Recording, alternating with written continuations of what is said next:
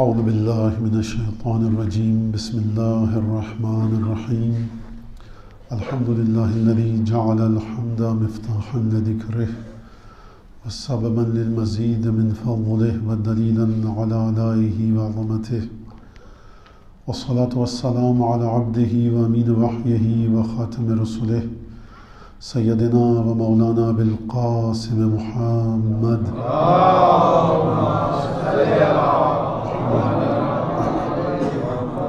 وعلى أهل بيته الطيبين الطاهرين الذين ذهب الله عنهم الرجس وطهرهم تطهيرا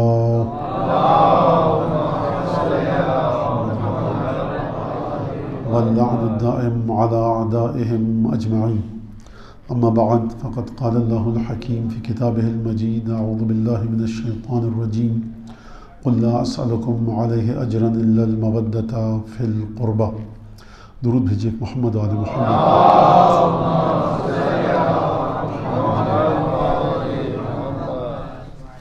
ایام منصوم ہیں، شہزادی کونین دختر گرامی ہیں، پیغمبر خاتم ام الائمہ کف امیر المومنین علی بن ابی طالب جناب سیدہ سلام اللہ علیہ سے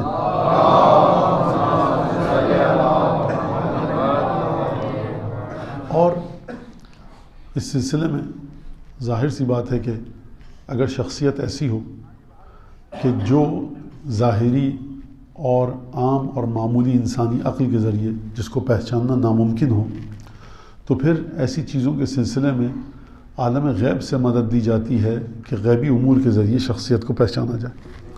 کبھی ہم کسی ایسی شخصیت کو پہچاننا چاہتے ہیں، اس کی معرفت حاصل کرنا چاہتے ہیں کہ جو شخصیت کسی دنیاوی درسگاہ میں، کسی دنیاوی انسٹیٹیوشن میں، کسی دنیاوی یونیورسٹی کالج میں پڑھی ہو اور اس کے کمالات جہاں سے اس نے حاصل کیے ہوں، ہم کو اس کا ماخذ، اس کا منبع، وہ ریزروائر، وہ سورس پتہ ہو، ہم اس کو دیکھتے ہیں اور اس کے بعد اس شخصیت کے درجوں کا تعین کرتے ہیں.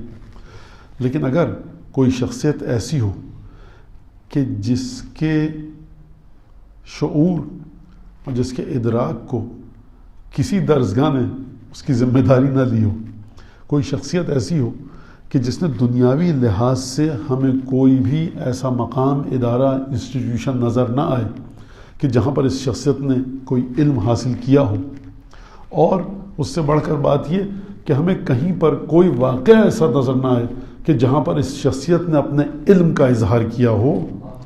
شہزادی کونین کے سلسلے میں کہیں پر کسی مقام پر اپنے علم کا اظہار نہیں کیا سوائے ایک خطبہ جو یہی خطبہ فدکیہ ہے کہ جس کو تمام علماء اسلام نے نقل کیا. اس کے علاوہ آپ کو کہیں پر کوئی جگہ نہیں ملے گی کہ جہاں پر شہزادی کونین نے اپنے علم کا اظہار کیا. ایک تو بات یہ. دوسری بات یہ کہ شہزادی کونین نے آج کی مسلم دنیا کے ایک بہت بڑے مسئلے کو بھی حل کیا ہے، اور شاید اگر میں یہ کہوں تو غلط نہ ہوگا کہ آج کی مسلم دنیا کی ایک بہت بڑی خامی کی، خطا کی، غلطی کی اور یوں کہ یہ گناہ کی نشاندہی بھی اس خطبے میں کی ہے. ویسے تو بہت سی غلطیوں کی نشاندہی کی ہے، لیکن ایک چیز جو عمومی طور سے ہے میں وہ انشاءاللہ وہ بھی پیش کروں گا. تو بات کو سمیٹتے ہوئے یہاں تک کے لیے کہ اگر شخصیت ایسی ہو کہ جس نے دنیاوی لحاظ سے جس کی شخصیت پروان نہ چڑھی ہو، اگر شخصیت ایسی ہو کہ کسی عام ادارے سے، درسگاہ سے، یونیورسٹی سے، انسٹیٹیوشن سے اس نے علم حاصل نہ کیا ہو، اور اس کے بعد ہمیں اس کی شخصیت کے ظاہری جوہر، ظاہری خوبیاں دکھائی نہ دیں، لیکن اس شخصیت یعنی جناب سیدہ کے پدر گرامی رسول خدا آ کر یہ کہیں،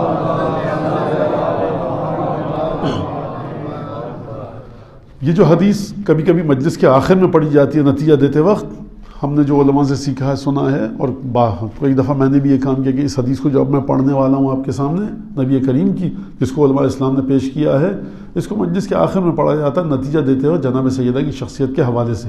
لیکن میں اس کو یہیں سے پڑھ کر بات کا آغاز کروں. لیکن اگر شخصیت ایسی ہو کہ ہمیں اس کے علم کے جوہر کھلتے ہوئے دکھائی نہ دیں، ہمیں کسی میدان جنگ میں وہ نہ دکھائی دے، مستورات کے زمرے میں ہے نا، میدان جنگ میں دکھائی نہیں دیں گی، ہمیں مسجد میں درس دیتے ہوئے دکھائی نہ دیں، ہمیں کسی اور مقام پر وہ دکھائی نہ دیں سوائے علم کے، طہارت کے، پاکیزگی کے، تقدس کے. پاکیزگی، تقدس، علم، کرامت، شرافت، شرم، حیا، عفت، یہ مقولے اچھے تو ہیں، لیکن انسان کی شخصیت کو کہاں تک لے کر جاتے ہیں؟ اگر رسول خدا یہ کہیں کہ ان اللہ یغضب لغضبها ویرضی لرضاها من آذاها فقط آذانی، پروردگار اس وقت راضی ہوتا ہے جب فاطمہ راضی ہو جائیں، اور پروردگار اس وقت خوش ہوتا ہے جب فاطمہ خوش ہوں، پروردگار اس وقت غضبناک ہوتا ہے جب فاطمہ غضبناک ہوں، اور یہ فرمائیں کہ جو فاطمہ کو ناراض کرے اس نے مجھے ناراض کیا، اور جو مجھے ناراض کرے اس نے خدا کو ناراض کیا۔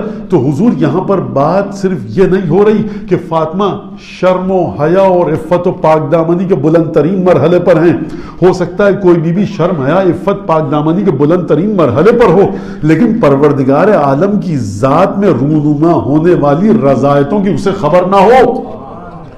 یہاں پر نبی کریم اپنی روح کے مقابلے پر لا کر نہیں، اپنی روح کے مساوی قرار دے رہے ہیں، اور اپنی روح کے مساوی قرار نہیں دے رہے بلکہ پروردگار عالم کی مزاج سے اگر تمہیں آشنائی اور واقفیت حاصل کرنی ہے تو سیدہ کے مزاج سے واقفیت حاصل کرو۔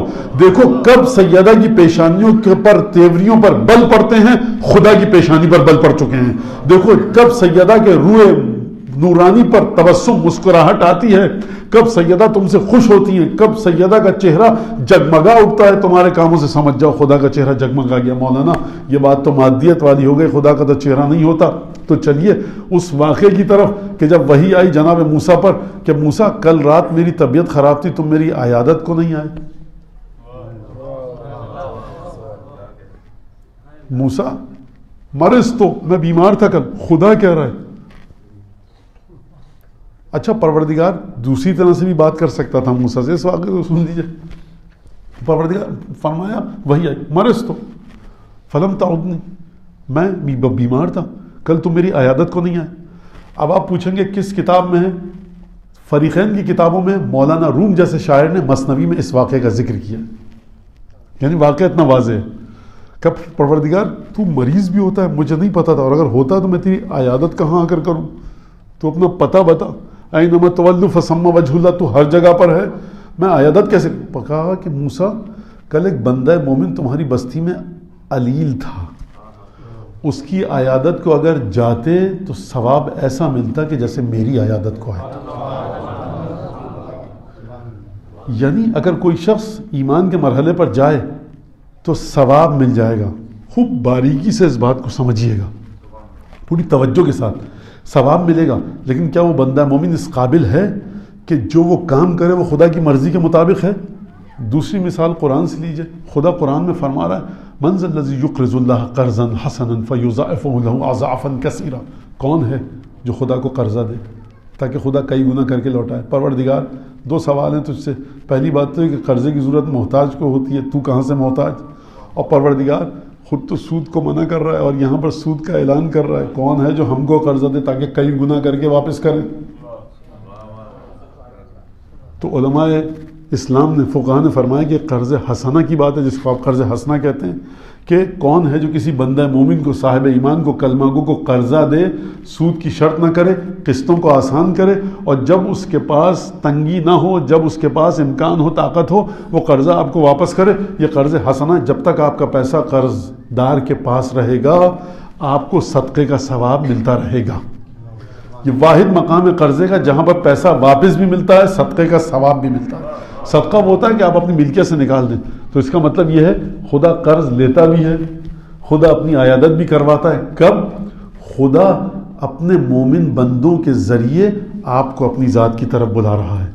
اب مجھے یہ بتائیے کہ وہ خاتون، وہ بی بی کہ جو اس مرحلے پر ہو، کہ جس مرحلے پر آ کر رسول خدا یہ حدیث بیان فرمائیں کہ جو امام بخاری سے لے کر تمام شیعہ سنی مورخین نے، محدثین نے لکھی کہ ان اللہ یغضب لغضبها ویرضی لرضاها من آذاها فقط آذانی، فاطمہ کو جس نے اذیت دی اس نے مجھے اذیت دی، جس نے فاطمہ کو غضبناک کیا اس نے مجھے غضبناک کیا۔ تو اب یہاں پر سرکار گرامی ذرا اوپر آئیے اور آگے آئیے، جناب سیدہ کے بارے میں گفتگو کرتے وقت صرف یہ مت کہیے کہ بڑی عبادت گزار تھی، مرحلہ عفت پر تھی، پاک دامنی پر تھی۔ پاک دامنی، عفت، طہارت، پاکیزگی پر ہونا یہ جناب سیدہ کی خصوصیت ہے، اس میں کوئی شک نہیں، لیکن یہاں بات اس سے آگے کی ہو رہی ہے۔ وہ ذات پروردگار کے جو عالم غیب میں ہے، کوئی بھی اس ذات پروردگار کے تیوروں کو سمجھ نہیں سکتا۔ اگر اس کے تیوروں کو سمجھنا ہے تو فاطمہ کے مزاج کی طرف دیکھو، یہ بڑا عجیب مرحلہ ہے، اور اگر یہ مرحلہ سمجھ میں آ گیا تو میں بات کو مزید آگے بڑھاؤں. اب یہاں سے سمجھ لیجیے آپ کہ پروردگار عالم، یہ جو آیت سورہ شورى کی میں نے آپ کے سامنے ابھی تلاوت کی، اور آپ حضرات بڑی اچھی طرح سے اس کا ترجمہ بھی جانتے ہیں، اس کی تفسیر اور تشریح بھی جانتے ہیں، ہزاروں دفعہ سینکڑوں دفعہ علماء سے، مقررین سے، ذاکرین حضرات سے، خطبہ سے سن چکے ہیں. لا اسألکم علیہ اجرا الا المودۃ فی القربہ. حبیب ان سے کہہ دیجئے، آپ کیا کہہ دیجئے، میں اجر رسالت جو میں نے انجام دیا نا، کار رسالت، جو میں نے تمہیں رسالت کا پیغام پہنچایا، اب یہ اسلامیات پڑھنے والا جو 8ویں 7ویں کا بچہ ہے نا، وہ بھی جانتا ہے کہ سرکار نے، سرور کائنات نے، سرور دو عالم نے اسلام کی تبلیغ کے ذریعے صلی اللہ علیہ وسلم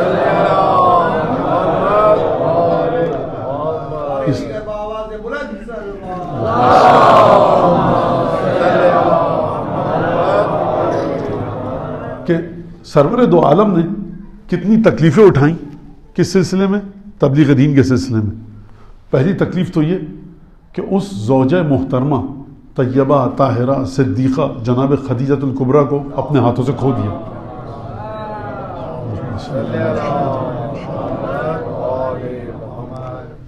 وہ بیوی ہیں جناب خدیجہ کہ تمام ازواج میں صرف جناب خدیجہ کو یہ خصوصیت اور صفت حاصل ہے کہ پروردگار عالم نے خدیجہ کے لیے سلام بھجوایا.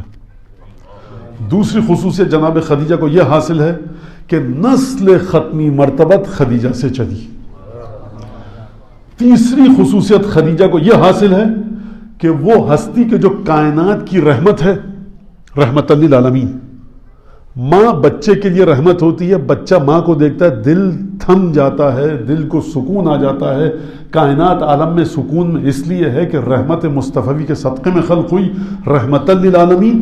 یعنی وہ رحمت للعالمین وہ ذات یہ کہہ رہی ہے کہ خدیجہ کا انتقال ہوا ہے، ابو طالب کا پورا سال غم کا سال ہے. یہ 3 خصوصیات جناب خدیجہ، اور بھی خصوصیات ہیں، میں اس طرف نہیں جانا چاہ رہا.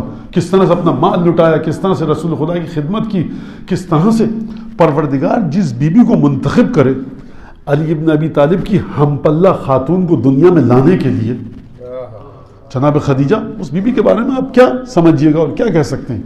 تو چلیے دوبارہ اسی آیت قل لا اسألکم علیہ اجرا الا المودۃ فی القربہ. حبیب ان سے کہہ دو کہ میں کار رسالت کے سلسلے میں تم سے کوئی زحمت، یہ جو میں نے کی، کوئی اجر نہیں چاہتا. کامن سینس کی بات ہے، اس میں فلسفہ منطق کی کوئی بات نہیں ہے. بھائی نبی آئے، نبی نے محنت کی، زحمت کی، پتھر کھائے، بدن زخمی ہوا، کانٹے بدن میں چبھوئے گئے، نجاست سر اقدس پر ڈالی گئی، ساتھیوں پر ظلم تشدد، مکے میں مدینے میں جنگیں، یہ تمام کی تمام چیزیں. تو وہ نبی جو آخری نبی ہے اور جس کے بعد اب کوئی نبی نہیں آئے گا، اس جملے کو ذہن میں رکھیے گا، کوئی نبی نہیں آئے گا، قیامت تک کے لیے کوئی نبی نہیں آئے گا. قیامت کے بعد تو دنیا ختم ہو جائے گی، پھر کسی نبی کا کوئی سوال نہیں ہوتا. کوئی نبی آئے گا نہیں تو پھر نبی کی شریعت چلے گی کیسے؟ نبی کا وجود ایکسپینشن، توسیع، ایکسٹینشن کیسے پائے گا؟ نبی کے وجود کا پھیلاؤ کیسے ہوگا؟ یعنی محمد مصطفیٰ کی روح، محمد مصطفیٰ کی برکت کیسے پائیں گے آپ قیامت تک کے لیے؟ الا المودۃ فی القربہ، میرے گھر والوں سے مودت کرو. یعنی پروردگار عالم نبی کریم کو بھیج رہا ہے، تمام کی تمام رسالت کی زحمت نبی کریم نے برداشت کی، اور پھر اس کے بعد قرآن میں یہ حکم دیا جا رہا ہے کہ میرے گھر والوں سے محبت کرو. ایسا ہے کہ تم نے جیسا میرے رسالت کی زحمتوں کا اجر دے دیا. یہاں تک آپ آ گئے ساتھ. اچھا، اب اگلا مرحلہ گفتگو کا کہ اگر نبی کریم کی رسالت کا اجر، اور سادہ سا لفظ استعمال کروں، رسالت کی مزدوری، رسالت کی تنخواہ، رسالت کا عوض، رسالت کا بدلہ، یہ کیا ہے؟ میرے گھر والوں سے محبت کرو. تو اب گھر والوں کو سمجھیے، کیسے سمجھیں گے گھر والوں کی محبت کو جب تک رسالت سمجھ میں نہیں آئے گی؟ تو یہ رسالت نبی کریم کی کیا ہے؟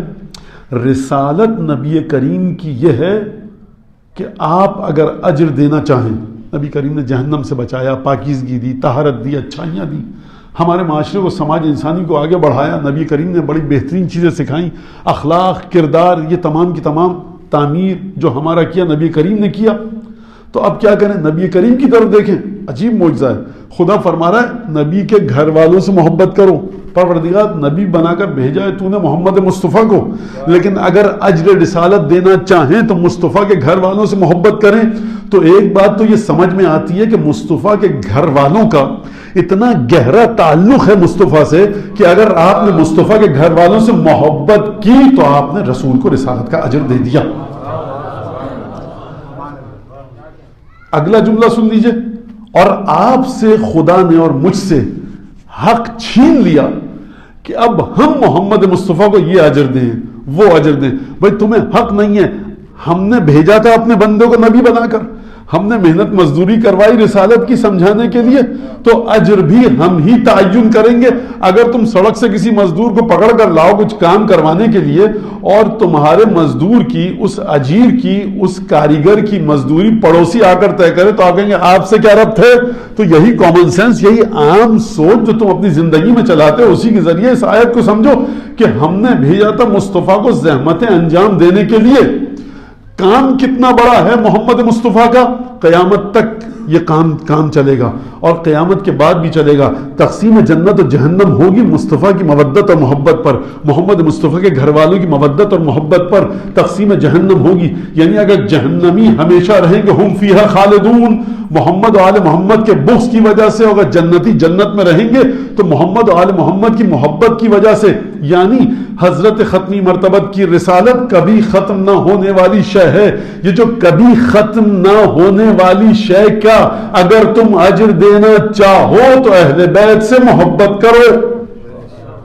کبھی ختم نہ ہونے والی شے کا, یہ تو میں ابد تک لے گیا. ازل پہ کہاں سے چلیں گے کہ بھائی میں اس وقت بھی نبی تھا جب آدم آب و گل کے درمیان تھے. مجھے پروردگار عالم نے اپنی مخلوقات کی خلقت کے 14,000 برس پہلے خلق کیا, اس وقت کہ جب کوئی بھی نہ تھا. میں انشاءاللہ کل یا پرسوں جناب سیدہ کے خطبے سے آپ کے سامنے کچھ چیزیں معروضات اپنی پیش کروں گا, تو وہاں پر رسالت پر جو شہزادی نے گفتگو فرمائی ہے آپ دیکھیے گا, اور توحید پر جو گفتگو فرمائی ہے, اور اسلامی فقہ کے, اسلامی احکامات کے 28 عنوانات پر جناب سیدہ نے گفتگو فرمائی ہے, اور کس طرح سے مقایسہ اور موازنہ کیا ہے. تب سمجھ میں آئے گا یہ 18 سال کی بی بی اور 18 سال کی یہ خاتون, اس نے یہ علم کس سے حاصل کیا, قرآن کا, توحید کا, رسالت کا, امامت کا, کس انداز سے کہ یہ بی بی غیب کی بھی خبریں دے رہی ہے, یہ بی بی وجود کی بھی خبریں دے رہی ہے. جب کائنات خلق نہیں ہوئی تھی اس کا بھی اس بی بی کو پتا ہے, اور جب کائنات ختم ہوگی وہ بھی یہ بی بی جانتی ہے. تو یہ کس درسگاہ کی پڑھی ہوئی ہے, کہ سوائے درسگاہ رسالت کے اور کہیں کی پڑھی ہوئی نہیں ہو سکتی ہے بی بی. تو نبی کریم کی رسالت کا سلسلہ ازل میں چلا کہاں سے کہ جب آدم آب و گل میں تھے. نبی کریم کی رسالت کا سلسلہ ختم کہاں پر ہوگا, کہیں پر ختم نہیں ہوگا, کیونکہ اسی سلسلے کو آگے بڑھنا اور چلنا ہے. یہاں پر اگر آپ نے یہاں تک آ گئے, ایک درود بھیجیے تاکہ طاقت آپ میں بھی آ سکے.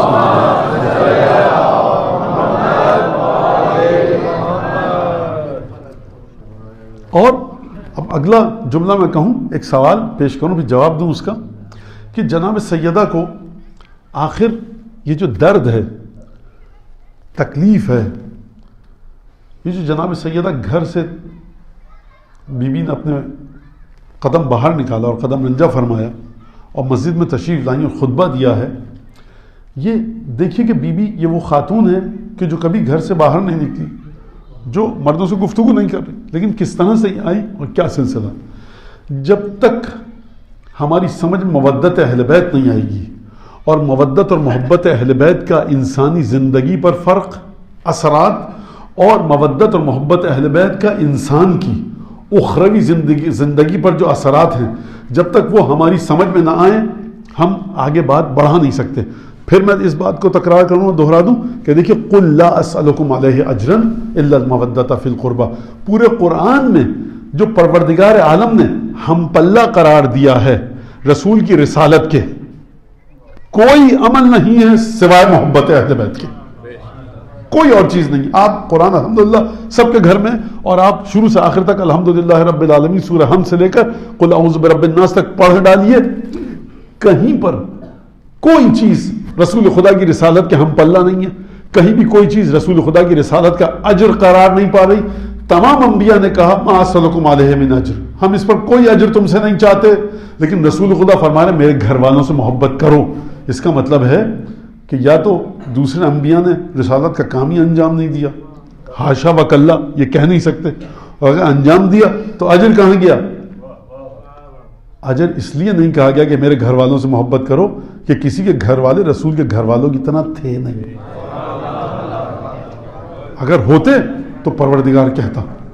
تو اب اگلا سوال، اہل بیت سے کتنی محبت کریں؟ محبت ہے، نظر دے دیتے ہیں، نیاز دے دیتے ہیں، اور ہم احترام سے نام لیتے ہیں اہل بیت۔ کتنی محبت کریں اہل بیت سے؟ جتنی زندگی آپ کو چاہیے، کیونکہ آپ رسول خدا کو اجر دینا چاہتے ہیں۔ کس کو؟ رسول خدا کو۔ رسول کون ہے؟ ازل میں جائیے، 14,000 برس پہلے رسول خدا کی خلقت ہوئی، کائنات کی خلقت سے، فرشتوں کی خلقت سے۔ ابد میں جائیے، جب قیامت آ جائے گی، ہم فیہا خالدون، تمام جو سلسلہ چلے گا جنت اور جہنم کا، کہ جو کبھی ختم نہ ہونے والا سلسلہ ہے، یہ نبی کریم کی رسالت کے صدقے میں ہے۔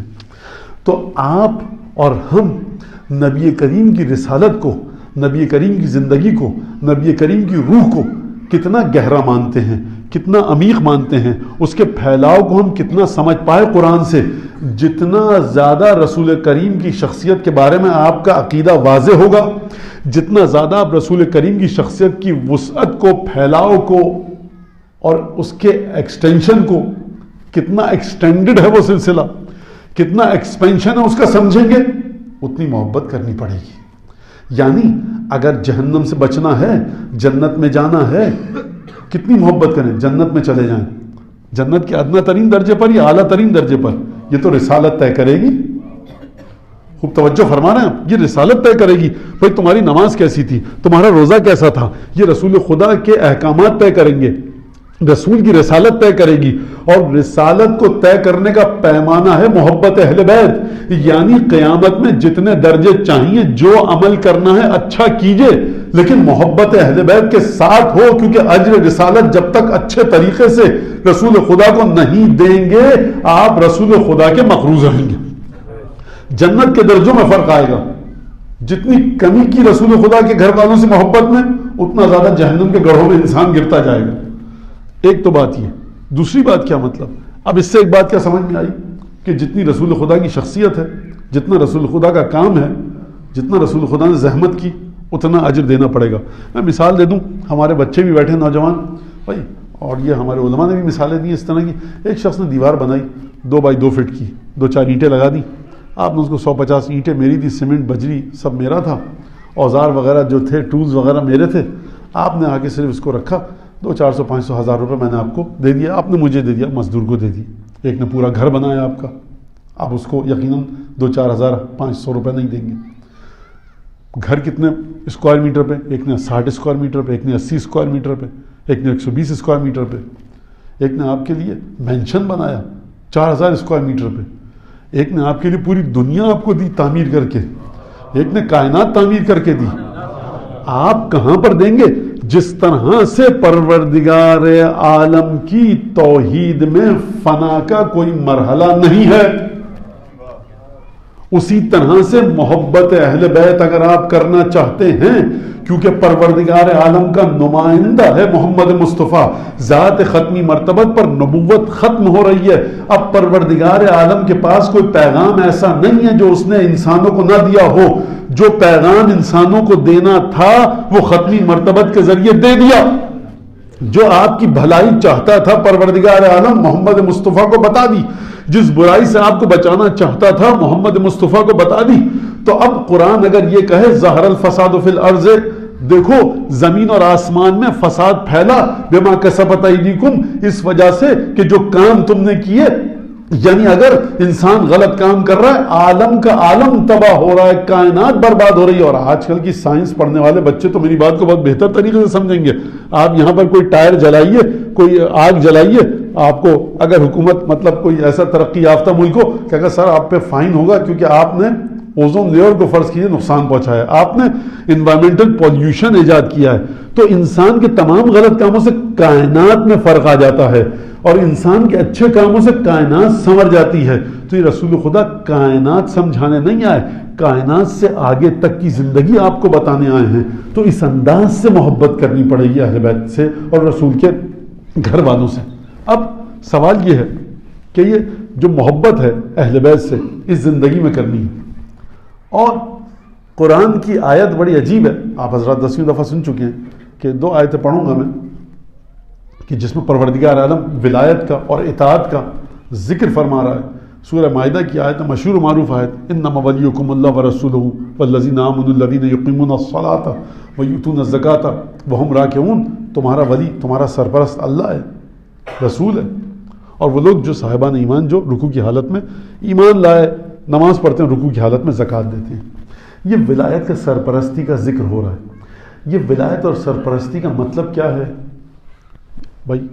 کہ بلڈنگ بنائی آپ نے, یتیم خانہ بنایا, کالج بنایا, مسجد بنائی, امام باڑہ بنایا, کسٹوڈین ہے کو اس کا رکھوالا ہے دے دیا. اب وہ جو کچھ کرے گا اپنی مرضی سے کرے گا, اور اس مسجد, امام باڑہ, یتیم خانہ, کوئی کمیونٹی ہال, کوئی سینٹر, کوئی بھی چیز وہ اس کی بہتری کے لیے کوشش کرے گا. سرپرست ہے, وہ ولی ہے, متولی کہتے ہیں, اسی لفظ سے نکلا ہے. تو یہ جو ولایت خدا ہے, انما ولیکم اللہ, اللہ تمہارا سرپرست ہے, اس کے بعد اس کا رسول تمہارا سرپرست ہے. اور پھر فرمایا وہ مومنین جو حالت رکوع میں زکوٰۃ دیں. اب یہ مجھے بتانے کی یقیناً ضرورت نہیں ہے کہ واقعہ کیا ہوا, علماء اسلام نے کیا لکھا, انگوٹھی صدقے میں دی کس نوجوان نے. رسول خدا کے پاس ایک شخص آیا, یا رسول اللہ آپ کے بعد ہمارا امام, ہمارا خلیفہ کون ہے, آپ کا وصی کون ہے, آپ کا جانشین کون ہے؟ فرمایا چلو میرے ساتھ. مسجد کی طرف لے کر چلے. ایک فقیر نکل رہا تھا, ہاتھ میں انگوٹھی تھی. کہا من آتا کا ہوں, تجھے یہ انگوٹھی کس نے دی؟ خوب توجہ فرمائیے گا, اس واقعے کی بڑی تفصیل کے ساتھ شرح. یعنی رسول خدا چاہتے تو کہہ سکتے تھے کہ علی ہے, لیکن اس انداز سے واقعے کو ترسیم کیا کہ پوچھنے والے کے ذہن میں رتی برابر شک نہ آئے کہ پھر اپنے چچا زاد بھائی کی محبت میں نعوذ باللہ دیوانے ہو گئے. کہا کہ چلو. کہا تجھے انگوٹھی کس نے دی؟ کہا اس نوجوان نے. آیت نازل ہوئی, انما ولیکم اللہ ورسولہ. یعنی رسول خدا کی جانب سے میں ایک جملہ کہوں کہ یعنی اے شخص دیکھ, تو مجھ سے پوچھنے آیا تھا, میں نے تو نہیں کہا علی, آیت نازل ہوئی تیرے سامنے, دیکھا تو نے خود واقعہ, تو کس طرح سے یہ جملہ. تو ولایت کے مسئلے کو اس طرح سے قرآن نے بیان کیا اس آیت میں. اور دوسری آیت سنیے آپ, یا ایھا الذین آمنوا اطیعوا اللہ واطیعوا الرسول. اے ایمان لانے والوں, اطاعت کرو اللہ کی, اطاعت کرو رسول کی. میں ان 2 جملوں پر سے مجھے کام ہے. یعنی پروردگار عالم کی سرپرستی میں اگر آپ آئیں گے تو کس کی اطاعت کے ذریعے آئیں گے؟ میری اطاعت, آپ کی, ان کی, فلاں صاحب کی. اطیعوا اللہ و اطیعوا الرسول, اللہ کی اطاعت کرو, رسول کی اطاعت کرو. جب اطاعت کرو گے اللہ کی, اب سوال یہ, اطاعت اللہ کی کیسے ہوگی؟ کیا آپ نے خدا کو دیکھا ہے کہ وہ آسمان سے کوئی کتاب بھیجے؟ در حقیقت رسول کی اطاعت اللہ کی اطاعت ہے. جب انسان رسول کی اطاعت میں آیا, اس کا مطلب ہے کہ خدا کی سرپرستی میں چلا گیا. اس کا مطلب ہے صاحب امر کی سرپرستی میں چلا گیا. اس کا مطلب یہ ہے کہ وہ کس کی سرپرستی میں گیا؟ ان لوگوں کی کہ جو حالت رکوع میں زکوٰۃ دیتے ہیں, جس کو خدا نے ولی بنایا. اب یہاں سے ایک اور چیز کی طرف آپ کے ذہنوں کو لے کر جاؤں. یہ جو عالم وجود ہے, جو بھی چیز موجود ہے, اس میں کتنے عالم ہیں, کتنی دنیایں ہیں؟ مولانا اس کا مطلب کیا ہے؟ بچے پوچھیں گے مولانا اس کا مطلب سمجھائے. بھائی ایک دنیا یہ آپ دیکھ رہے ہیں, یہ جو دیکھ رہے ہیں, اسی دنیا میں ہزاروں دنیایں ہیں, لاکھوں کروڑوں دنیایں ہیں. کیا مطلب؟ کیا مطلب لاکھوں کروڑوں دنیایں ہیں؟ یعنی ایک دنیا آپ کے خواب کی ہے. آپ خواب دیکھتے ہیں, اپنے بسترے پر لیٹے ہوتے ہیں. آپ مریخ پر, چاند پر جا کر خواب نہیں دیکھتے, آپ اسی دنیا میں خواب دیکھ رہے ہوتے ہیں. یعنی اس دنیا میں ایک اور دنیا آ گئی کہ نہیں آئی؟ آپ اپنے بستر پر بیٹھے تھے, آپ اپنی کرسی پر بیٹھے تھے, اونگ آئی, آنکھیں بند ہوئی, تھوڑی دیر کے بعد آپ نے خواب دیکھا. یہ خواب دیکھتے وقت آپ نے دیکھا کہ فرض کیجئے میں چاند پر پہنچ چکا ہوں, میں کسی جنگل میں بھاگ رہا ہوں, میں کسی سمندر میں تیر رہا ہوں, میں کسی صحرا میں چل رہا ہوں. کہاں دیکھا خواب؟ اسی کرسی پر بیٹھے بیٹھے نیند آ گئی, ہم نے اس خواب کو دیکھا. تو اسی دنیا کے اندر ایک اور دنیا ہے جس کو آپ دیکھ نہیں سکتے. اور پھر آپ کے وجود میں کتنی دنیایں ہیں, آپ کے جو سیلز ہیں, آپ کی باڈی کا جو سسٹم ہے, نظام ہے, آرگنز ہیں, وہ کیا کیا کام کر رہے ہیں. ہر جگہ ایک دنیا ہے. پھول, پتے, پیڑ, پودے, ان تمام چیزوں میں ایک دنیا ہے. حیوانات کی اپنی ایک دنیا ہے. سمندر کے نیچے ایک دنیا ہے. آسمانوں میں ایک دنیا ہے. اس دنیا کے اندر لاکھوں کروڑوں اربوں خربوں دنیایں ہیں. لیکن سوال یہ ہے کہ پروردگار عالم نے جب سرپرستی کا اعلان کیا، کہا اے انسانوں، اے ایمان لانے والوں، تمہارا سرپرست اللہ ہے، اس کا رسول ہے، اور وہ لوگ جو حالت رکوع میں زکوٰۃ دیں، یعنی اے انسان تجھ کو ولایت کی ضرورت ہے، ورنہ سورج اپنے مقررہ وقت پر نکلتا ہے، ڈوب جاتا ہے، یہ تو ہے کہ جو نافرمانی کرتا ہے، غلط رستے پر جاتا ہے، تجھے چاہیے کہ تو ہماری سرپرستی میں آ جائے، تجھے چاہیے کہ تو ہماری ولایت میں آ جائے۔ کیوں آ جائے؟ کیونکہ تجھے قبر میں جانا ہے، تجھے حساب دینا ہے، پل صراط پر جانا ہے، کیونکہ تجھے پروردگار عالم کے سامنے پیش ہونا ہے۔ کسی جانور کو پروردگار عالم کے سامنے پیش نہیں ہونا، کسی پرندے کو، کسی سیارے کو، کسی ستارے کو پروردگار عالم کے سامنے پیش نہیں ہونا۔ یہ صرف کام انسان کا ہے۔ اگر انسان کا کام ہے تو یہ انسان آیا ہے عالم غیب سے یہاں تک، یہ جب دوبارہ جائے گا پروردگار سے ملاقات کرے گا، اب یہ وہ انسان نہیں ہے جو وہاں سے آیا تھا معصوم حالت میں، بطن مادر سے متولد ہوا تھا، اس نے اچھے اور برے کام کیے ہیں، حیات کا ایک سلسلہ خداوند تبارک و تعالیٰ کی طرف سے اس دنیا میں آیا، اس کے بعد دوبارہ یہ سلسلہ واپس لوٹ کر خدا کی بارگاہ میں جائے گا۔ تو یہاں پر ولایت کا کیا نقش ہے، ولایت کا کیا کردار ہے، اس کو سمجھیے، اس کو سمجھیے۔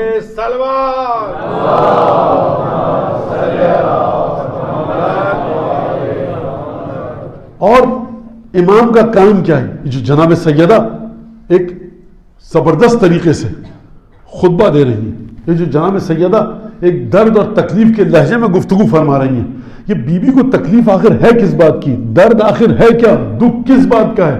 یہ جو لفظ امٹ امٹ کے آ رہے ہیں فرمانے سبت اللہ یا مصائب لو انہا، مجھ پر اتنے مصائب پڑے کہ اگر دنوں پر پڑھتے تو وہ سیاہ راتوں میں تبدیل ہو جاتی۔ جناب سیدہ سمجھانا چاہ رہی ہیں کہ دیکھو تمہارے پاس میرا بابا، میرے پدر گرامی آئے تھے اس زندگی تک لے جانے کے لیے جو زندگی بڑی پرسکون تھی، میرے باپ کو پتا تھا کہ تمہیں زندگی میں کن چیزوں کی ضرورت ہے، میرے بابا کو پتا تھا کہ تمہارے لیے کیا آسانیاں ہیں۔ میں مولانا روم کا کچھ اشعار پڑھوں، سمجھاؤں اور اس کے بعد دوبارہ ولایت پر آؤں۔ مولانا روم معمولی آدمی نہیں ہے کوئی، اعتقادی لحاظ سے بعض دفعہ ان پر اعتراض ہوتا ہے کہ سلسلہ عرفا سے ہیں، درویش سے ہیں، صوفی ہیں، لیکن بہرحال مولانا روم کا ایک بڑا عجیب کام ہے۔ وہ کام کیا ہے کہ مولانا روم نے مثالوں کے ذریعے غیبی چیزوں کو سمجھایا ہے، مثالوں کے ذریعے غیبی چیزوں کو سمجھایا ہے۔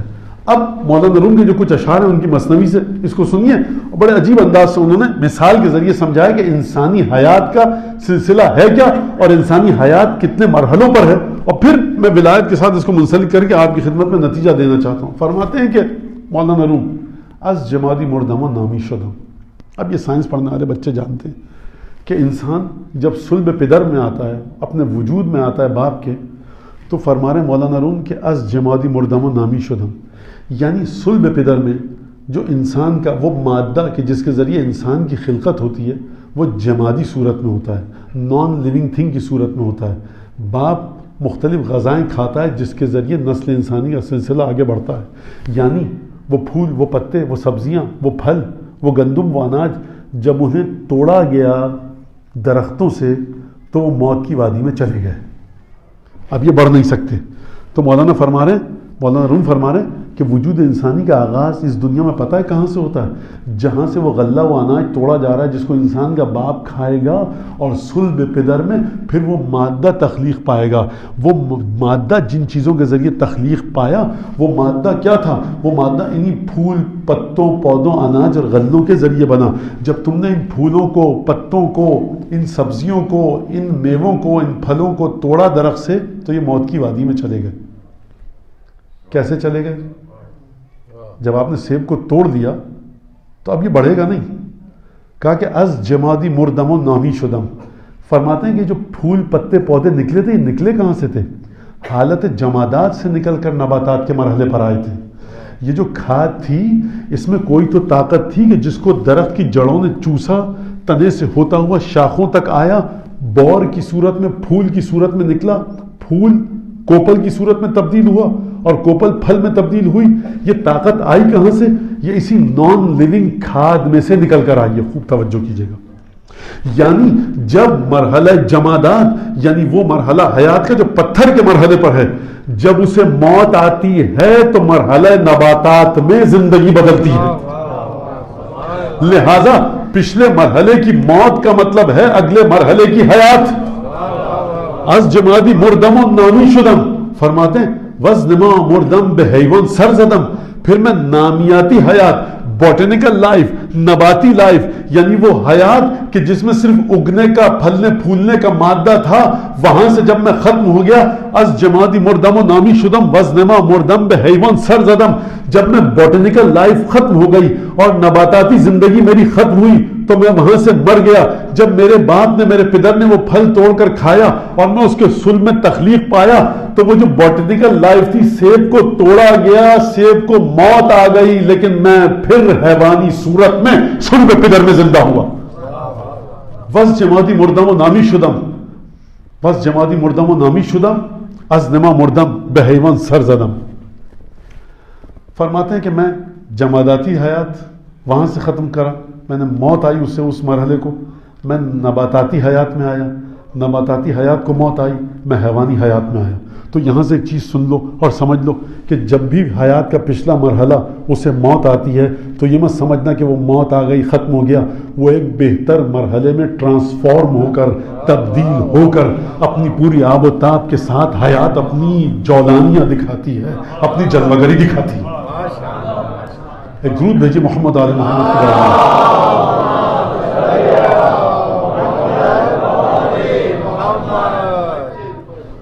مردمز حیوانی و آدم شدم.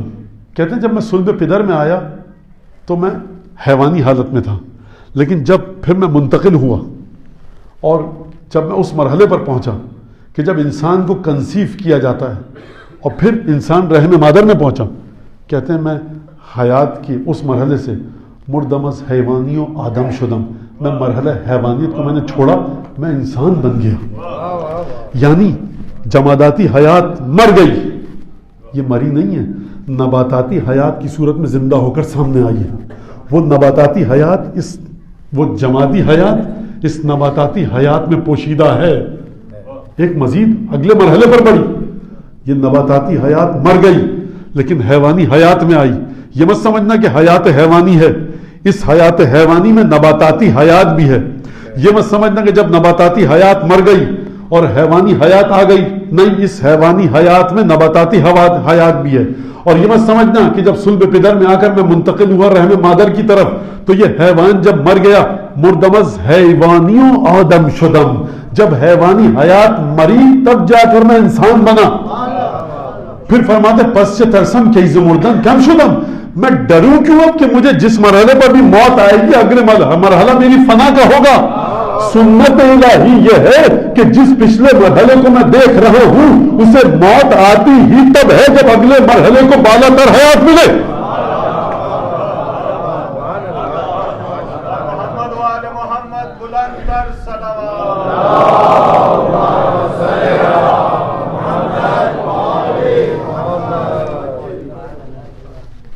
جمادی مردمس حیوانی آدم شدم، مرحلہ آدمیت تک آ گیا، میں انسان بن گیا. اب فرماتے ہیں اب انسان کے بعد کس مرحلے پر جاؤ گے؟ فرمایا حملہ یہ دیگر بمیرم از بشر تھا برارم از ملائک بالوں پر. اب انسانی وجود سے مجھے موت آنی ہے. جب میں اس دنیا سے نکلوں گا، مر جاؤں گا تو یہ مت سمجھنا مٹی میں مل کر دوبارہ جمادات بن جاؤں گا.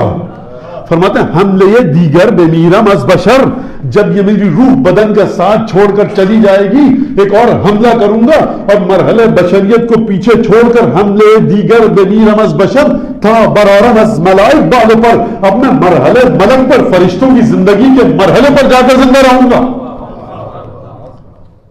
جب مرحلہ ملک تک پہنچ گئے تو اب کہاں جانا ہے؟ اس کے بعد بھی کوئی زندگی ہے؟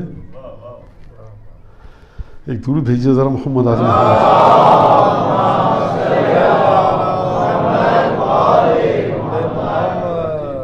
فرماتے ہیں ابھی لائف کا، حیات کا سلسلہ رکا نہیں ہے. فرماتے ہیں بار دیگر از ملک پران شوم، اب مجھے فرشتوں کی حیات سے بھی آگے جانا ہے. انچے اندر وہ نایت آن شوم، جو اب تمہاری سوچ میں بھی نہیں آ سکتا، اب مجھے وہ ہونا. انچے اندر وہ نایت آن شوم. پھر فرماتے ہیں وز ملک ہم جس سنم باید زجو، کہتے ہیں مجھے جب میں چھلانگ لگا کر فرشتوں کی حیات کے مرحلے سے آگے جاؤں گا نا، مجھے جانا ہے آگے. جمادات کے مرحلے سے جو حیات شروع ہوئی تھی ملائکہ کے مرحلے پر آ کر رکے گی نہیں. فرماتے ہیں وز ملک ہم جس سنم باید زجو, مجھے ملائکہ اور فرشتوں کے مرحلے کو چھوڑ کر آگے جانا ہے. کون سا مرحلہ ہے وہ؟ کہا وہ مرحلہ ہے حیات مطلقہ کا, کل شیء ہالک الا وجہہ. اب مجھے اس جگہ کا سفر کرنا ہے کہ ہر چیز ہلاک ہو جائے گی سوائے خدا کے چہرے کے, کہ خدا کا چہرہ زندہ رہے گا. بس ملکم جو سنم باعث جو کل شیء ہالک الا وجہہ. عجیب جملہ ہے, عجیب بات ہے کہ مجھے کہاں تک جانا ہے؟ مجھے وہاں تک جانا, کل شیء ہالک الا وجہہ. پس عدم گردم عدم چون اور غنون کوئی عدم کنا الیہ راجعون. کہتے ہیں اب میری حیات اس مرحلے پر ہے جس میں کوئی خصوصیت نہیں ہے, جس میں کوئی تعین نہیں ہے. تم اس حیات کو نہیں کہہ سکتے کہ کون سی حیات ہے, کیونکہ اب میں جا رہا ہوں خداوند تبارک و تعالیٰ سے متصل ہونے کے لیے. یہ اتصال ایسا ہوگا کہ اب میری حیات کا تم تعین نہیں کر سکتے. جو بھی تعین کرے گا ذات پروردگار عالم میری حیات کا تعین کرے گی. اب آپ سمجھے کہ پروردگار عالم نے قرآن میں جو کہا, دیکھو انما ولیکم اللہ ورسولہ والذین یؤمنون, وہ لوگ جو ایمان لائے اور حالت رکوع میں زکات دے رہے ہیں وہ تمہارے سرپرست ہیں. تو یہ سرپرستی ہے کس لیے؟ کیا خدا دنیا کی زندگی کی 4 دن کی زندگی کے لیے دال روٹی سالن چاول کھلانے کے لیے سرپرست معین کر رہا ہے, یا پروردگار عالم کہہ رہا ہے سرپرستی وہاں سے چلے گی دنیا تک آئے گی؟ اور انسان جب تو نباتات سے پہلے جمادات پہ تھا, ایک ولایت تیرے ساتھ تھی, اس کے سائے میں تیرا سفر شروع ہوا, اور جب تو اس دنیا میں پہنچے گا اور وہ آخری مرحلہ آئے گا تو پورے صراط کے آخر میں کوئی شخص ہوگا کہ جو جنت اور جہنم کو بانٹ رہا ہوگا. یہ جو تجھے جنت کی حیات تک جانا ہے نا, نباتات جمادات حیوانات فرشتوں کی زندگی سے آگے, تو آخر میں جب تو پہنچے گا تو یہاں پر خدا کا چہرہ کھڑا ہوگا. خدا کا چہرہ ہے علی وجہ اللہ, یہ وجہ اللہ کرے گا, تجھے جہنمی حیات ملے گی, تجھے جنتی حیات ہے. حیات علی کو تقسیم کریں گے, یہ جہنمی حیات علی کو تقسیم کریں گے, کیونکہ قیامت نام ہے وجود علی بن ابی طالب کی گستردگی کا. قیامت اما یتساءلون عن النبأ, اس کے بارے میں پوچھ رہے ہیں, یہ اس بڑی خبر میں کو اختلاف ہے. فرمایا تفصیلی زاویے سے دیکھو, تعبیری زاویے سے دیکھو, ذرا یہ تو بتاؤ کہ قیامت میں ہوگا کیا؟ کہا جنت و جہنم تقسیم ہوگی. کہا تقسیم کرے گا کون؟ کہا قسیم النار والجنہ. تو اس کا مطلب ہے کہ قیامت روح علی بن ابی طالب کی ایک تجلی ہے.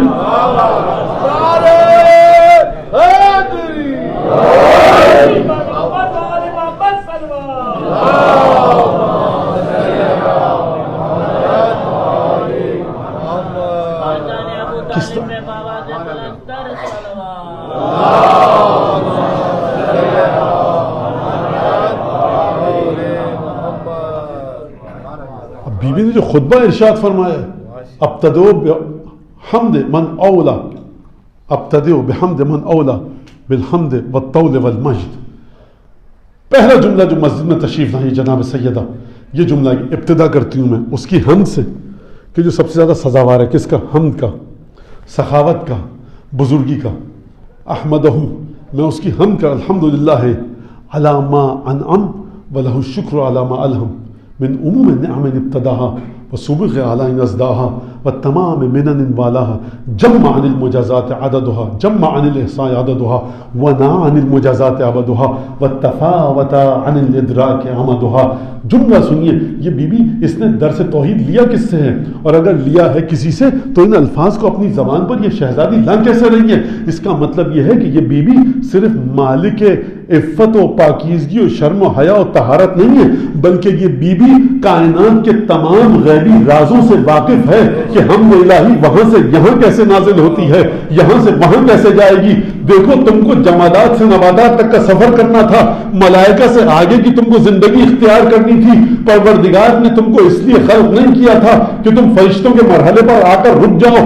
پروردگار نے تمہیں اس لیے خلق کیا تھا کہ تم پروردگار کی طرح بہشت میں آ کر کن فیکون کے مالک بنو. جنت میں کیا ہوگا؟ جنت میں جب جنتی جائیں گے جس پھل کے کھانے کا ارادہ کریں گے وہ پھل ان کے سامنے آ جائے گا, یعنی ارادہ الہی جنتی لوگوں کے ذریعے وجود میں آئے گا. پروردگار نے اس لیے سرپرستی عطا کی تھی اپنی, میرے بابا کی, میرے شوہر کی. یہ تمام کی تمام حیات کے مرحلوں پر تمہارے ساتھ تھے، زندگی کے ہر مرحلے پر تمہارے ساتھ تھے.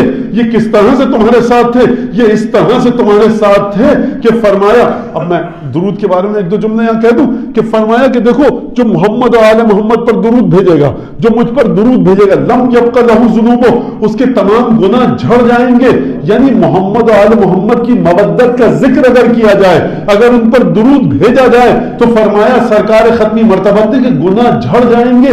یہ درود میں اتنی تاثیر آئی کیسے؟ کیونکہ درود ایک جملے کا نام نہیں ہے، درود نام ہے اس حیات پر ایمان کے اعلان کا، اس ولایت اور امامت کے اوپر حمایت کا اور ایمان کے اعلان کا جو پروردگار عالم نے عطا کی.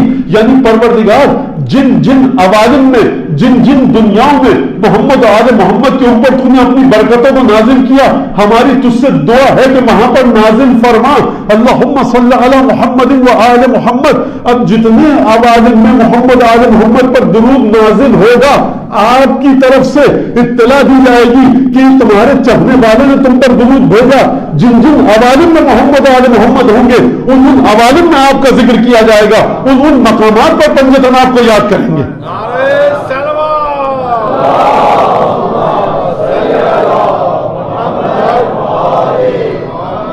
فرمایا بھی الحمدللہ علی ما انعم، حمد اس خدا کی کہ جس نے نعمت دی، وَلَهُ الشُّكْرُ عَلَى مَا أَلْهَمَ، اور شکر اس کا کہ جس نے الہام کیا.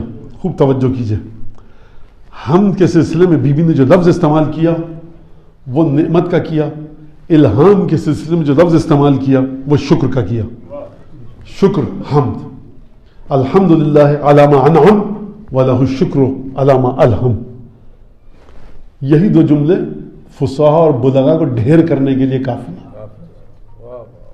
کہ اس بی بی کو پتہ ہے، یہ شہزادی، یہ بی بی جانتی ہے کہ حمد کا تعلق نعمت سے ہے، شکر کا تعلق الہام سے ہے. ہم کس کو کہتے ہیں؟ ہم کہتے ہیں اس فعل اختیاری کو جو کسی فاعل سے، کسی کام کرنے والے سے صادر ہو، سرزد ہو اور وہ فعل اچھا ہو. یعنی پروردگار تو نے جتنی بھی نعمتیں دی ہیں نا، یہ تو نے اپنے اختیار سے دی ہیں، اپنے بندوں کو دی ہیں، بہترین چیزیں ہیں، لہٰذا تیرا فعل یہ اختیاری ہے. تجھے کسی نے مجبور نہیں کیا کہ ہم کو آنکھیں دے، تو نے خود اپنی مرضی سے آنکھیں دی، چلنے کے لیے پیر دیے، گفتگو کے لیے زبان دی، خوشبوئیں سونگھنے کے لیے ناک دی، آوازوں کو سننے کے لیے کان دیے. یہ تیرے اتنے اچھے فعل ہیں پروردگار، تو تعریفیں تجھ سے مخصوص ہیں. مزید آگے بڑھائیے بات کو، یعنی بی بی کی بات کو اگر مزید تفصیل کے ساتھ تفسیر کی جائے، یعنی پروردگار مصور جب بہترین مصوری کرتا ہے نا، پینٹنگ بناتا ہے، تو لوگ کہتے ہیں کتنا بہترین مصور تھا. لیکن پروردگار رگوں کو قابو تو نے دیا نا، ذہن میں تو نے خیالات کو تو نے ڈالا. اگر اس مصور کی ذات میں یہ خیال نہیں آتا، برش کو پکڑنے کا طریقہ نہیں آتا اور اس کینوس کے اوپر، ایزل کے اوپر کھڑے ہونے کا طریقہ نہیں آتا، تو یہ تصویر کیسے بناتا؟ لوگ مہنگی مہنگی تصویریں خرید کر لے جاتے ہیں، اس کی تعریف ہوتی ہے، لیکن پروردگار الحمدللہ علی ما انعم، اصل میں جو مصور کی خوبصورت تصویر ہے نا، یہ تیری حمد ہے. قالین جو بن رہا ہے یا قالین جو خواتین بنتی ہیں، ان کے ذہن میں نقش و نگار آتے ہیں، ایک سے ایک بڑھ کر بڑھیا قالین، عمدہ قالین، نفیس قالین، ایک سے ایک عجیب و غریب قسم کا انسان. آج کا سرجن سرجیکل لیول پہ ہم جہاں پہنچ چکے ہیں، اور اسپیس شٹل اور کہاں کہاں، یعنی انسان وہ کام کرتا ہے کہ بعض لوگ کہتے ہیں کہ بس اب معجزہ دکھانا رہ گیا. عجیب قسم کی سرجریز کر رہا ہے انسان. جو ہمارے سرجنز ہیں، اب جو رہ گئی ہیں دو تین چیزیں بقول ڈاکٹر حضرات کے، کہ میرا تو شعبہ نہیں، مجھے جو ڈاکٹر بتاتے ہیں وہ کہ دماغ کا ٹرانسپلانٹ اور آنکھوں کا ٹرانسپلانٹ رہ گیا ہے. مجھے نہیں پتا اگر صحیح ہے، بہرحال، اور سمجھ میں بھی آتی، کیونکہ میں نے ابھی تک نہیں پڑھا کسی نے پوری آنکھ نکال کر اس کا ٹرانسپلانٹ کر دیا. ڈاکٹر صاحب کے بقول ہے کہ مولانا جس دن انسان نے برین کا ٹرانسپلانٹ کر لیا تو آنکھ کا بھی کر لے گا. تو یہ دو چیزیں رہ گئی ہیں، ہمیں کیا پتا ہو جائیں. تو یعنی پروردگار یہ ایک کا کٹا ہوا ہاتھ دوسرے کے لگایا، اس کو ہاتھ والا بنا دیا. کیا کام کیا، کس طرح سے رگوں کو جوڑا. کئی سائنسز ملتی ہیں تب جا کر آپریشن تھیٹر میں 1 گھنٹے کا آپریشن ڈاکٹر کرتا ہے. فزکس جاننے والا، کیمسٹری جاننے والا، بایولوجی جاننے والا، باٹنی جاننے والا، اینستھیزیا جاننے والا. کہ اگر فزکس اور کیمسٹری جاننے والا نہ ہو وہ دوائیں نہیں بن سکتی. وہ جو میڈیکل انسٹرومنٹس ہوتے ہیں، وہ جو اکوپمنٹ اپریٹس ہے وہ بن نہیں سکتا. اگر جو مختلف شعبے ہیں، اب میں ان کے کیا نام گناؤں، آپ حضرات مجھ سے بہتر پتہ ہے، وہ تمام شعبے اگر نہ ہوں، سب جمع ہو کر ایک سرجن کو اس قابل کرتے ہیں کہ وہ موتیے کا، کالے پانی کا آپریشن کرے اور بینائی کو لوٹا دے. ڈاکٹر صاحب کیا کہنے آپ کے، کیا آپریشن کیا ہے، صاف نظر آ رہا ہے. الحمدللہ علی ما انعم. اگر انسانی بشر میں ذہن بشر میں یہ آیا کیسے کہ اس بیماری کا یہ علاج ہے؟ یہ جو بشر آسمان کی وسعتوں کو چیر رہا ہے، یہ اس کی سمجھ میں کیسے آیا؟ بشر نے ایکشن اور ری ایکشن کے قانون کو دریافت کیا اور اس کے بعد آگے بڑھا، اور اس نے سب بی بی فرمانی پروردگار یہ تیری نعمتیں، الحمدللہ علی ما انعم ولہ الشکر علی ما انعم. اب میں ایک واقعہ سناؤں چھوٹا سا، یونس نقاش کا. یونس نقاش سامرہ میں امام علی نقی علیہ السلام کا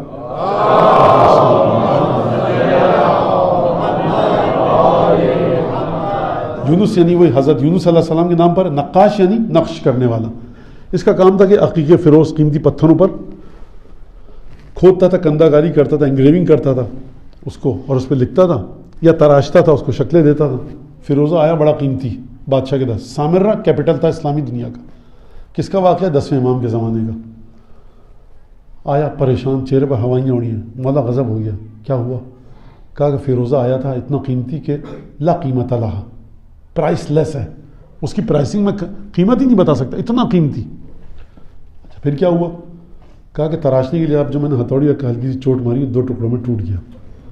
کہا پھر؟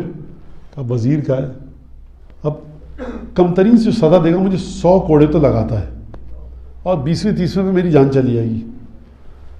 امام نے کہا کہ لا یصل اللہ کا سوم، جاؤ آرام سے جاؤ، کچھ تمہیں کوئی تکلیف نہیں پہنچائے گا، جاؤ.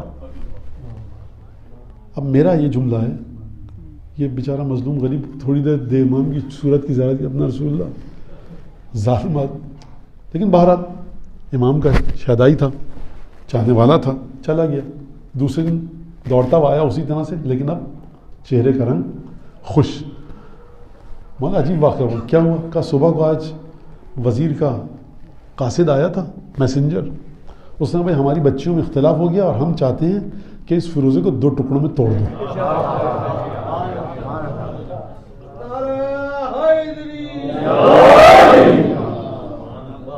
اچھا دیکھیے، اب میں یہ کہہ کر نصیری کا ٹھپا تو لگوا نہیں سکتا اپنے اوپر کہ امام نے وہاں سے تصرف کیا. اب میں یہ بھی کہہ دوں، عقیدہ تو میرا ہے یہ کہ وہاں سے تصرف ہوا، لیکن میں یہ کہنا نہیں چاہتا ابھی تقریر کے آخری مرحلے. تو امام نے کچھ نہیں ہوگا، مشکل ہے نا، جاؤ کچھ نہیں ہوگا. جب نے رسول کو طریقہ، ذہن ہمارے قابو میں ہے، تم نے کہہ دیا ہم دیکھ لیں گے بس. یہ میرے الفاظ ہیں، امام نے اس طرح سے نہیں کہا. امام نے کہا کیا ہوا؟ کہا بچیوں میں اختلاف ہوا ہے، تو وہ کہہ رہا ہے کہ 2 حصوں میں توڑ سکتے ہو اس کو. امام نے دیکھیے، یہاں سے دیکھیے، مومن کو عقل مند ہونا چاہیے، بے وقوف مومن.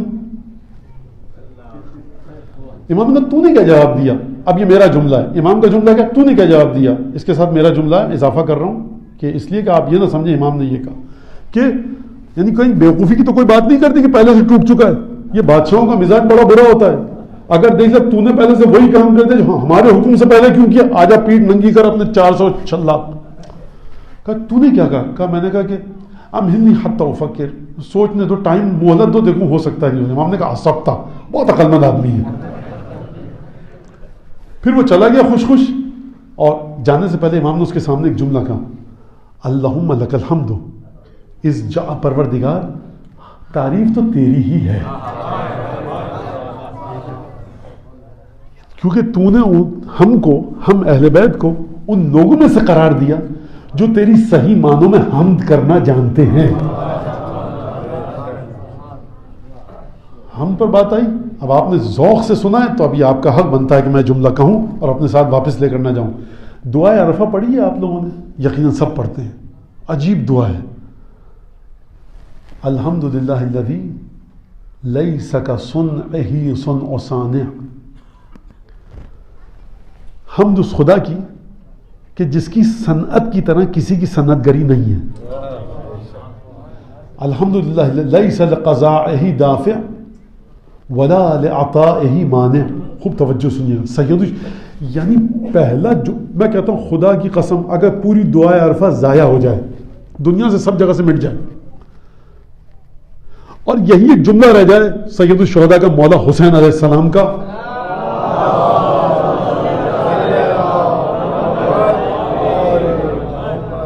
کافی ہے مولا حسین کی عظمت اور شعور کی بلندی کو بتانے کے لیے. پروردگار ہم کے لائق تعریف کے لائق تیری ذات ہے کیونکہ لیس لقضائہ دافع. جب تو کسی چیز کی ٹھان لیتا ہے نا تو کوئی تجھے تیرے ارادے سے پلٹا نہیں سکتا. ولا لعطائہ مانع. اور پروردگار جب تو دینے پہ آئے تو تیرے داد کو تیری عطا کو کوئی روک نہیں سکتا. ولا کا صنعہ صنع ثانی. اور پروردگار ہم تو تیری ہے کہ تیری انڈسٹری کی طرح تیری صنعت کی طرح کسی کی صنعت گری نہیں ہے. لا تضیع عنده الودائع. پروردگار جس نے اپنی امانتیں تیرے پاس رکھوا دی وہ کبھی ضائع نہیں ہوتی. میں ایک چھوٹا سا جملہ کہہ کے آگے بڑھ جاؤں مصائب کی طرف آہستہ آہستہ چلیں کہ جس نے پروردگار تیری پاس اپنی امانتیں رکھوا دی وہ کبھی ضائع نہیں ہوتی. یہ پروردگار بس امانتیں رکھوائی کیسے جائیں, یہ پروردگار کو امانتیں عطا کیسے کی جائیں. مولا حسین فرمانے حمد تیری. اور وہاں مادر گرامی سید الشہداء کی ام الائمہ کیا فرماتی ہیں کہ الحمدللہ علی ما انعم. حمد اس خدا کی کہ جس نے نعمتیں دی. اب ان نعمتوں کا ذکر فرزند فاطمہ زہرا سلام اللہ علیہ کس طرح سے فرما رہے ہیں. مولا حسین اللہ علیہ وسلم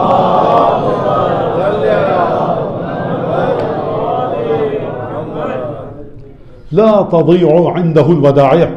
خوب توجہ کیجئے گا جملے پر.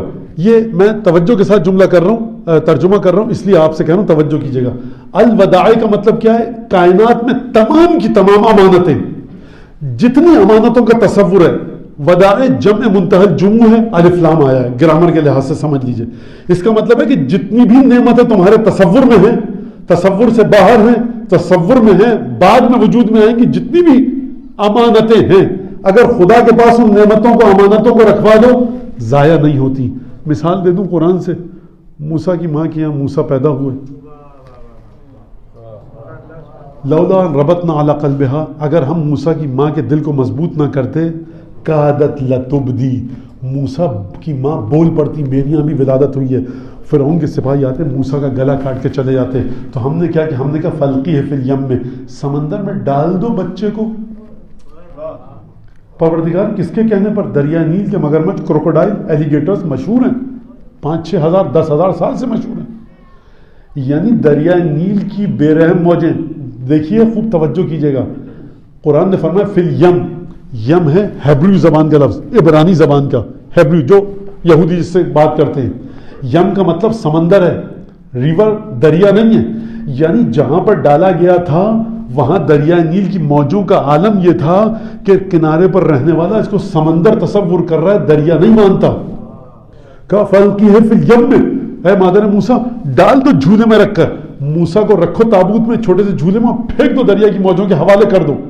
اِنَّا رَادُّهُ إِلَيْكَ, ہم تمہارے پاس پلٹائیں گے. وَجَاعِلُهُ مِنَ الْمُرْسَلِينَ, رسول بنا کر پلٹائیں گے. پروردگار بے رحم موجوں کے حوالے اتنی مچھلیاں, ایک سے ایک خونخوار جانور, یہاں پر مگرمچھ, ایلیگیٹر, ان کو جو بھی جنبندہ دکھتا ہے آگے بڑھ کر اسے نگل لیتے ہیں. میرا بچہ دفاع نہیں کر سکے گا. ہم کہہ رہے ہیں نا لا تضيع عنده الودائع, جو امانت خدا کے پاس رکھوائی جائے وہ کبھی ضائع نہیں ہوتی.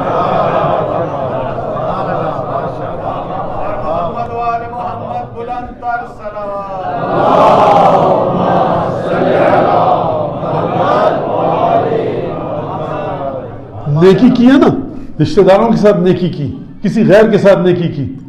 چھٹے امام تو فرماتے ہیں کسی بھی ایسے, نام نہیں لیتے چھٹے امام, لیکن فرما رہے ہیں کسی کا بھی جگر جل رہا ہے, جگر سوختہ ہے, گرمی لگ رہی ہے, خشک ہو رہا ہے, پیاس ہے, تکلیف میں ہے, غم میں ہے, تم نے اس کے جگر کو ٹھنڈا کر دیا, اجر ملے گا. کتے کو گرمی میں پانی پلایا, چھٹے امام کے فرمان کے مطابق اجر ملے گا. بلی کو گرمی میں پانی پلایا, اجر ملے گا. کیا مطلب؟ بلی پلٹ کے یاد بھی نہیں رکھے گی, کم از کم اپنے پڑوسی کو ٹھنڈے پانی کا گلاس دوں تو یاد تو رکھے گا, وقت ضرورت کے وقت کام آ جائے گا. کہا کہ نہیں, دیکھو محمد و آل محمد کے حکم کے مطابق کہاں پر تم کام کر رہے ہو. جہاں محمد آل محمد کے حکم کے مطابق کام کر رہے ہو، وہ جو تم نے کام کیا نا، جو پانی کا گلاس گیا کتے نے پی لیا، بلی پی گئی، یہ مت سمجھنا ضائع ہوا. حکم اہل بیت کے مطابق ہوا ہے، امانت گئی خدا کے پاس، ضائع نہیں ہونے دے گا. یہ اس طرح سے مکتب اہل بیت نے تربیت کی ہے. وَلَهُ الشُّكْرُ عَلَى مَا أَلْهَمَ، اور شکر خدا سے مخصوص ہے، وہ جو الہام ذہن میں بھیجتا ہے. یہ حمد کیونکہ نعمتیں ہیں اس کی طرف سے، وہ دے رہا ہے، نعمتیں وہ دے گا. الہام کی انسان کو ضرورت ہے. جو میں اپنی ناقص رائے کے مطابق یہ بات کہہ رہا ہوں، مجھے نہیں پتا شہزادی کونین عالم غیب میں میرے جملے پر کیا رد عمل دکھائیں. اور میری بیوی سے درخواست ہے کہ بیوی جو آپ کے بچوں کی باتیں پڑھ کر میری سمجھ میں آئے وہ میں اس مجمع کے سامنے پیش کر رہا ہوں. لیکن حقیقت قلب مطہر سیدہ میں اس کے معنی کیا ہیں؟ دانا ان کے اشتر نہیں چرانا. اس کو کیا پتا جو اونٹ کا چروایا ہے، جو اونٹ چراتا ہے، ہماری طرح بھیڑ بکریاں چرانے والا، اس کو کیا پتا کہ سیدہ کے قلب مقدس میں کیا ہے. لیکن وَلَهُ الشُّكْرُ عَلَى مَا أَلْهَمَ، شکر ہے اس کا اس بات پر جو الہام خیر کرتا ہے، جو اچھی باتوں کے تصورات ذہن میں ڈالتا ہے. شکر کیوں کہا؟ آپ کو ضرورت ہے مسلسل اچھی باتوں کا الہام آپ کے ذہن میں ہو، ریویلڈ ہوتے رہیں پیغامات. شکر کی خاصیت کیا ہے؟ قرآن نے فرمایا لَإِن شَكَرْتُمْ لَأَزِيدَنَّكُمْ، اگر تم شکر کرو گے نا جو ہم چیزیں دے رہے ہیں تو ہم تمہیں مزید زیادہ کر دیں گے. اے انسان، تجھے الہام خیر کی ضرورت ہے. اچھی باتوں کے خیالات، اچھے خیالات خدا کی طرف سے تیرے دماغ میں آئیں، تیرے دل میں آئیں، تیری روح میں آئیں. تجھے ضرورت ہے کہ نہیں ہے؟ ہے. اب چل قرآن سے پوچھ ہے انسان کہ اگر تو اچھی چیزوں پر شکر کرے گا، شکر کی خاصیت یہ ہے کہ جس چیز کے سلسلے میں شکر کرو وہ مزید بڑھ کر ملتی ہے، بڑھوتی کے ساتھ ملتی ہے، کئی گنا ہو کر ملتی ہے. یہ جو اچھا خیال آیا نا، اس پر خدا کا شکر کرو، اس کے پیچھے خدا ایک اور اچھا خیال دے گا. یعنی اگر کبھی بیٹھے بیٹھے خیال آیا نا کہ فارغ بیٹھا ہوں 10 دفعہ استغفار پڑھ لوں، 3 دفعہ قل ہو اللہ پڑھ لوں، امام زمانہ کو ہدیہ کر دوں، 100 دفعہ درود پڑھ دوں، یہ فکر، یہ خیال، یہ شعور اس نے دیا. شکر کا طریقہ کیا ہے؟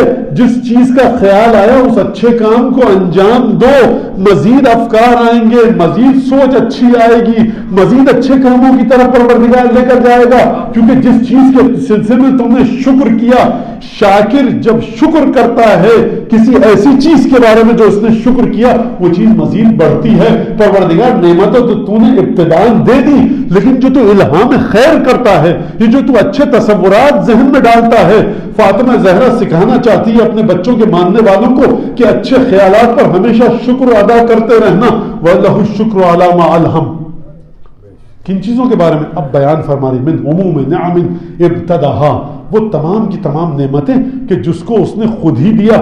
کس نے خدا سے کہا تھا پروردگار 2 آنکھیں چاہیے، 1 ناک چاہیے، گفتگو کے لیے زبان چاہیے. یہ جو بچہ متولد ہوتا ہے بطن مادر سے، اس بچے نے کب کہا تھا کہ جب مجھے بھوک لگے پروردگار تو مجھے رونے کا طریقہ سکھا دیجو تاکہ میری ماں متوجہ ہو جائے. یہ بچہ پڑا رہتا بھوک کی وجہ سے مر جاتا، ماں سمجھ نہ پاتی. یہ کس نے بتایا؟ بلی کو کس نے سکھایا کہ جب بلی شکار کو دبوچے تو موت کے گھاٹ اتار دے، اور اپنے بچے کو اسی منہ سے دبوچے تو موت کے گھاٹ نہ اتارے. من عموم نعم ابتداها والسبوغ آلائی نزداها، اور وہ تمام کی تمام ظاہری اور باطنی نعمتیں کہ جو تو نے بھرپور انداز سے دی. والسبوغ آلائی نزداها. اور پھر اگلا جملہ سنیے کہ کس طرح سے جناب سیدہ گفتگو فرما رہی ہیں کہ نہ عن الجزاء امدها، پروردگار تیری نعمتوں کا کوئی جزا نہیں دے سکتا، تجھے بدلہ نہیں دے سکتا. وتفاوت عن الادراک عبدها، اور پروردگار فوت ہو گیا ادراک انسانی سے، یعنی انسانی سمجھ، انسانی شعور مر جائے گا، موت آ جائے گی اسے، وہ تیری نعمتوں کی آخری حد تک نہیں پہنچ سکتا. وتفاوت عن الادراک عبدها ونعى عن المجازات عبدها، اور گن نہیں سکتا انسان تیری نعمتوں کو. تو اب میں ایک جملہ کہہ دوں، جب ناک، کان، آنکھ، سیب، جو، چنا، گندم، امرود، فالسا اس کو گن نہیں سکتا، تو مجھے یہ بتائیے کہ اس نعمت کی حقیقت کو کیسے درک کریں گے آپ کہ جس نعمت کے بارے میں رسول خدا نے چلچلاتی دھوپ کے نیچے کھڑے ہو کر کہا تھا اليوم اکملت لکم دینکم واتممت علیکم نعمتی.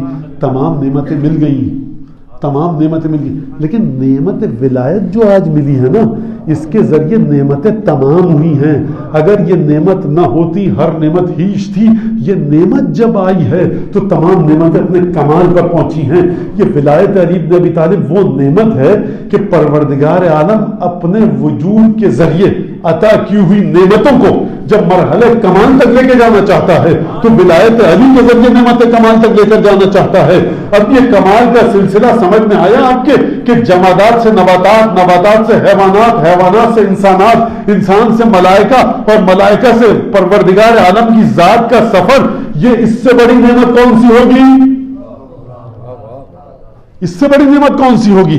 یہ جو سلسلہ سفر کا آغاز ہوا، یہ نعمت کس نعمت کے ذریعے طے کی جائے گی؟ آپ جب سیب کھاتے ہیں زبان کے ذریعے ذائقہ محسوس کرتے ہیں، دانتوں کے ذریعے کچلتے ہیں، غذا کی نالی کے ذریعے معدے میں جاتا ہے، معدہ ہضم کرتا ہے، اور اس کے بعد ایک سسٹم اور نظام کے تحت سیب کی طاقت اور توانائی کو آپ کا خون جذب کر کے بدن میں پہنچاتا ہے.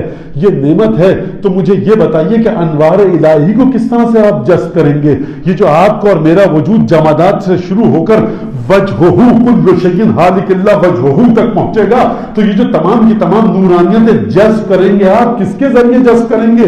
ظاہری نعمتوں کو جذب کرتے ہیں بدن کے نظام کے ذریعے، باطنی نعمتیں جذب ہوں گی تو کیسے؟ اس کے نور کے ذریعے ہوں گی جو پل صراط پر قیامت میں کھڑا ہوگا.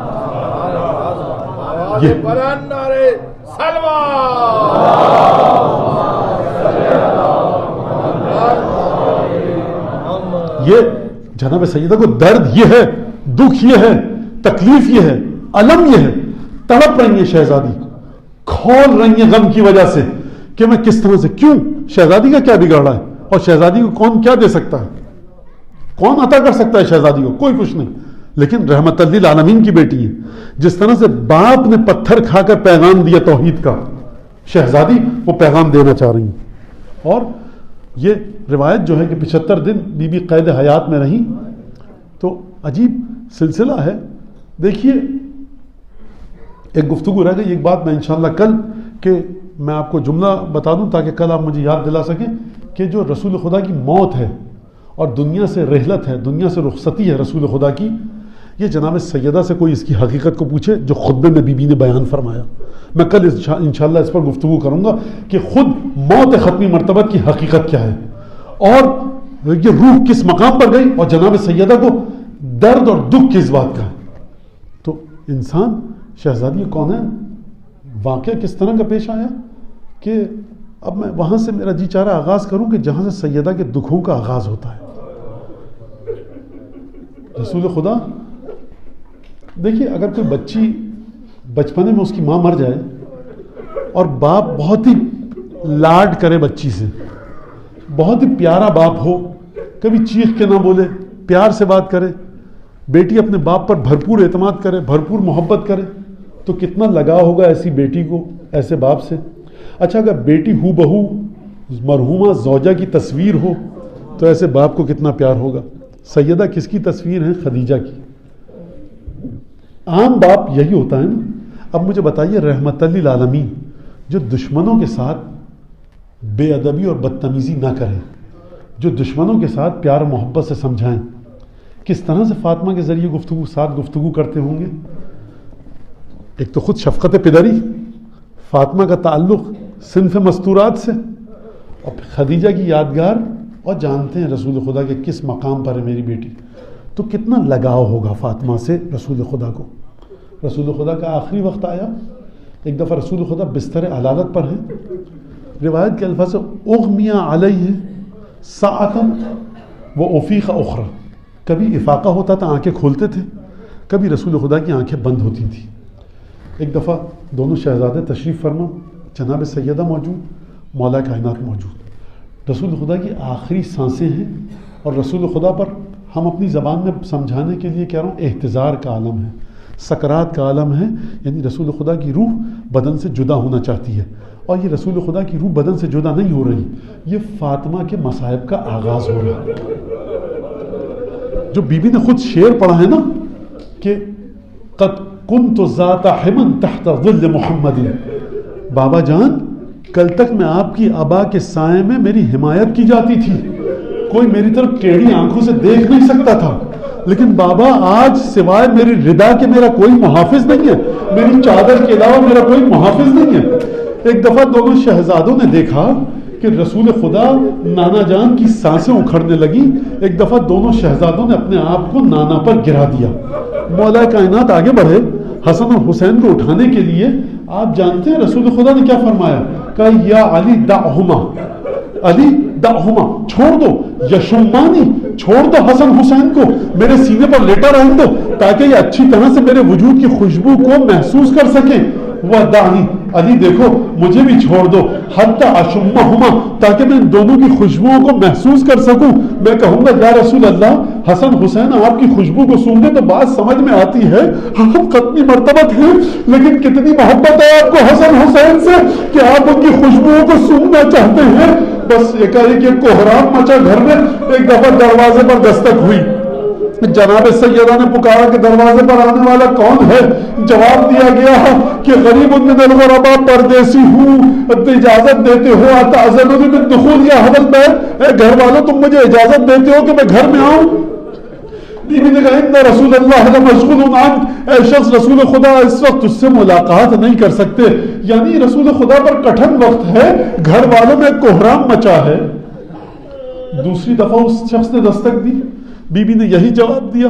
تیسری دفعہ دستک دی، بیوی نے یہی جواب دیا۔ ایک دفعہ رسول خدا نے اپنی آنکھوں کو کھولا، کہا سیدہ یہ جانتی ہو جو پردے سے آیا ہے کون ہے؟ کہا نہیں بابا۔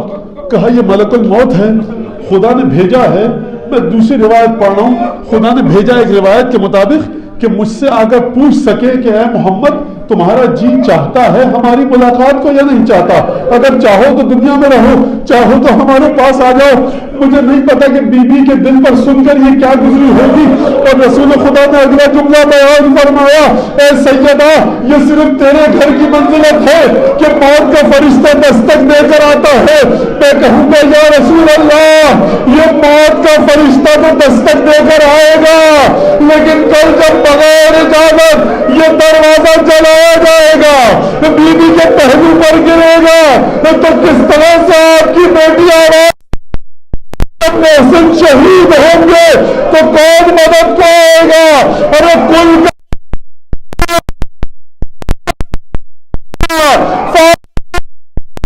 میں گرے گی سوائے یہاں رسول ارے نہ مشکل کشا نہ حسن حسین مدد کر پائیں گے۔ اللهم بحق محمد وآل محمد عليك صل على محمد وآل محمد وعجل فرجهم وأهلك عدوهم من الجن والإنس من الأولين والآخرين، واكفنا ما همنا وارزقنا العافية ووسع رزاقنا وطول أعمارنا مع الصحة والسلامة في الجسم والروح. ربنا تقبل منا إنك أنت السميع العليم وتب علينا إنك أنت التواب الرحيم بجاه محمد وأهل بيته الأطيبين. پالنے والے تجھے واسطہ محمد آل محمد کا، جناب سیدہ کی مظلومیت کا پروردگار، جتنے بھی لوگ یہاں موجود ہیں اس محفل میں، اس مجلس میں، جہاں جہاں سیدہ کی عزاداری کی جا رہی ہے، پروردگار ان میں اگر کوئی تنگ دست ہے، نادار ہے، قرض دار ہے، پریشان حال ہے، بے اولاد ہے، کسی مشکل میں گرفتار ہے، مشکلات کو دور فرما۔ پروردگار جن مومنین مومنات نے اس فرش اعضاء کے منعقد کرنے میں حصہ لیا ہے، پروردگار اس امام بارگاہ کی، اس امام باڑے کی انتظامیہ، مومنین جو آئے، جس نے بھی جس طرح سے بھی زحمت کی ہے، پروردگار اس فرش میں حصہ لیا، اس کو امام زمانہ کی جانب سے، جناب سیدہ کی جانب سے اجر جزیل عطا فرما۔ پروردگار ہم سب کے والدین، اگر کسی کے والدین دنیا سے جا چکے، ذوی الحقوق، محسنین، اساتذہ جن کا ہماری گردنوں پر حق تھا، پروردگار جو اس دنیا سے جا چکے ہیں، ان کے گناہوں کی مغفرت فرما۔ امام زمانہ کے دل سے ہر دکھ کو دور فرما، ہر خوشی عطا فرما۔